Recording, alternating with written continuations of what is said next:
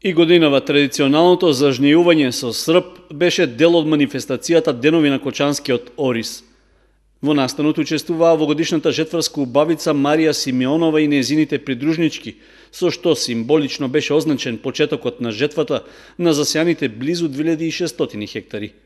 На површините на Земјоделскиот институт во Кочани, со благослов и песна од аргатите, се чествуваше собирањето на кочанското бело злато. На чинот на зажнејување присуствуваа поголем број гости од земјата и од странство, меѓу кои и евроамбасадорот Самуел Жбогар, министрите Љупчо Николовски и Сухеил Фазлиу, како и градоначалници од регионот и од збратимените градови. Сите тие дојдоа да ги видат обичаите што се дел од манифестацијата Денови на Кочанскиот ориз.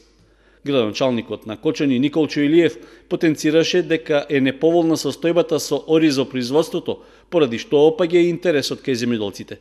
Производството станува се понеатрактивно бидејќи станува скапо и интересот кај нашите традиционални производители станува се помал и помал.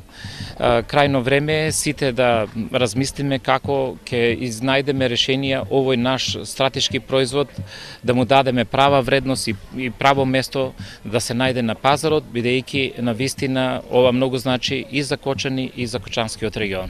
Министерот за земјоделство Љупчо Николовски рече дека на следната седница на владата ќе бидат донесени нови мерки за земјоделството, а тие конкретно ќе се однесуваат на производството на ориз и на јаболка.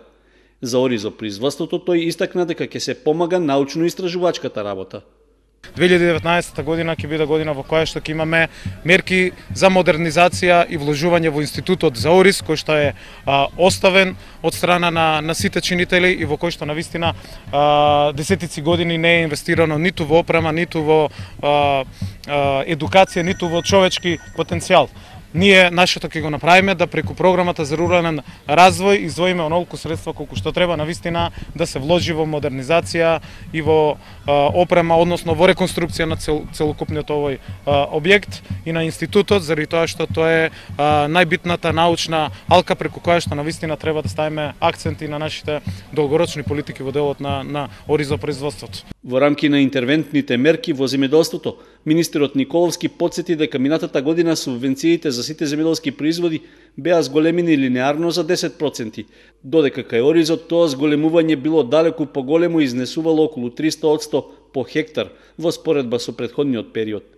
Министерот додаде дека од овогодишната жетва на оризот во Кочанско се очекуваат просечни приноси по околу 5000 килограми од хектар, при што вкупната реколта би требало да тежи околу 15.000 тони оризова арпа.